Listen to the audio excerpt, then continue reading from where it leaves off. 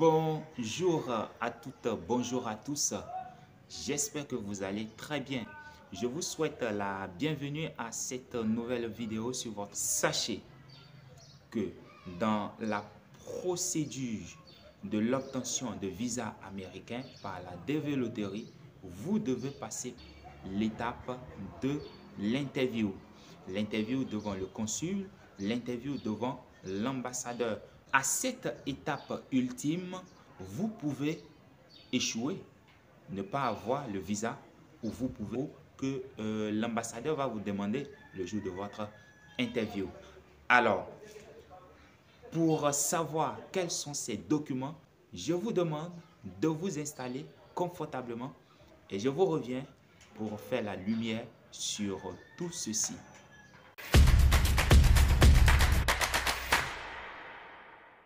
À nouveau, je vous souhaite aujourd'hui des documents que vous devez avoir sur vous le jour de votre interview. Alors, quels sont ces documents? Voilà, en première partie, nous avons les convocations. Alors, c'est quoi les convocations? Nous en avons deux.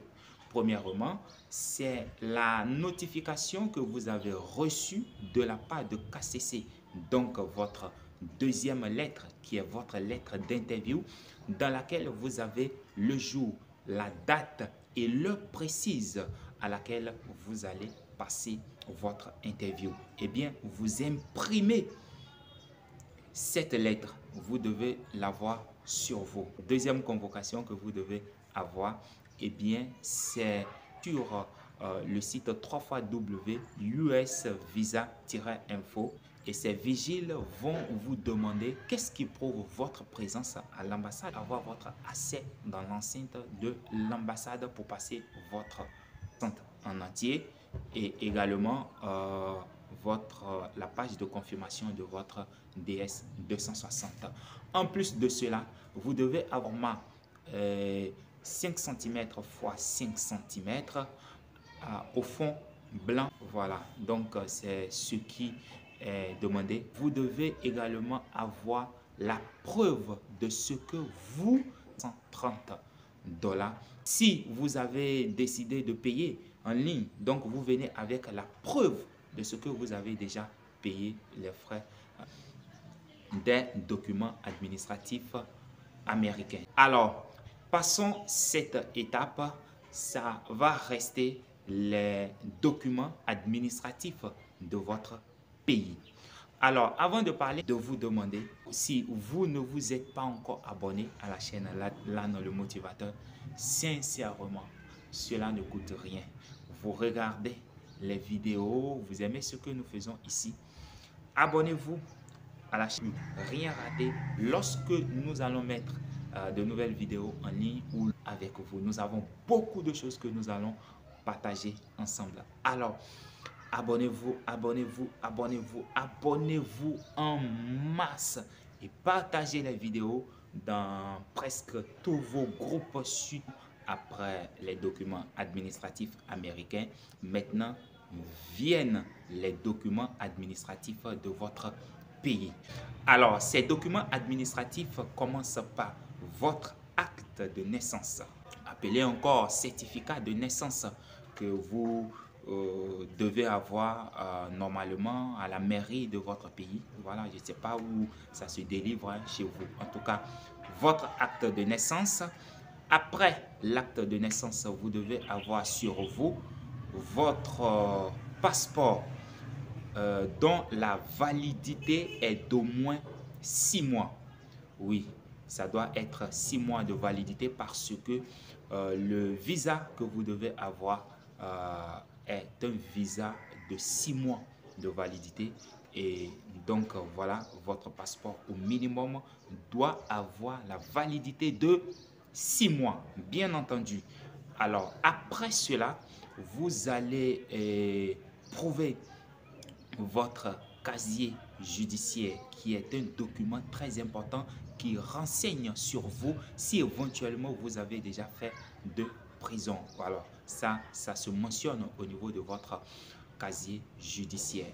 Alors, je ne sais pas comment ça s'appelle chez vous, mais ce document, c'est un document de justice, alors que vous devez avoir. Alors, si vous avez déjà fait de prison une fois dans votre vie, et là, vous devez fournir un document pénitentiaire. Voilà, je crois que ce document se donne à la prison. Voilà, je crois que c'est là-bas. Hein. Ça concerne ceux qui ont déjà fait la prison une fois dans leur vie. Et si vous n'avez pas fait de prison dans votre vie, fournissez juste votre casier judiciaire et c'est fini.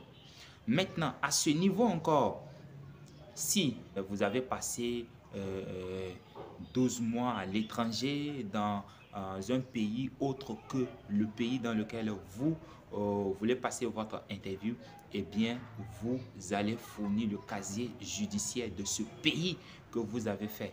Voilà. Alors, en dehors de ça, si vous avez été expulsé voilà, des États-Unis, vous avez une fois fait les États-Unis et que vous avez été rapatrié, expulsé, alors vous devez fournir le document relatif à ça. Alors, maintenant, en dehors de ça, vous allez fournir le niveau de votre étude. Alors, les Américains, ils demandent le minimum que vous devez avoir, c'est d'avoir à votre disposition votre baccalauréat. Alors, baccalauréat, je crois qu'au Congo, on l'appelle diplôme d'État. Voilà, au minimum, vous devez avoir ce diplôme d'État-là, qui est le baccalauréat ou son équivalence. Voilà, vous devez avoir normalement cela. Alors, si vous avez la licence, si vous avez doctorat, si vous avez maîtrise, vous venez avec cela à l'interview. En plus de ça, vous devez avoir au minimum votre baccalauréat. Alors, à ce niveau, pour ceux qui ont joué à la développerie avec l'expérience professionnelle, et c'est à ce niveau, au lieu d'avoir votre baccalauréat, vous devez fournir le papier justificatif de votre expérience professionnelle à ce niveau. Alors, comme je l'avais dit, si vous avez déjà payé les frais de votre visa, alors vous allez venir avec les preuves du paiement des frais de votre visa qui s'élève à 330 dollars pour une seule personne. S'il y a des gens qui vous accompagnent, vous devez payer pour toutes les personnes qui vous accompagnent. Et vous allez à l'ambassade avec ces frais sur vous. Si cela n'a pas été encore payé en ligne, si vous êtes marié, vous devez fournir votre acte de mariage délivré, bien entendu, à la mairie. Voilà.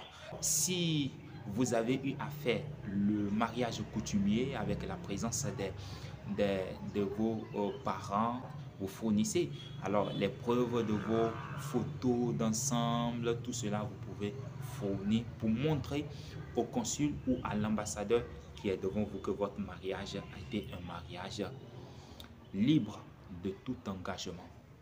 Alors, si vous avez joué marié et que le jour de votre interview, votre situation a changé, vous êtes devenu célibataire, vous vous êtes divorcé, alors vous devez partir à l'interview avec votre certificat de divorce, l'acte de divorce, vous devez aller là-bas avec, puisque dans votre DS 260, il a été mentionné que vous êtes marié. Mais maintenant que vous êtes divorcé, vous devez fournir cela.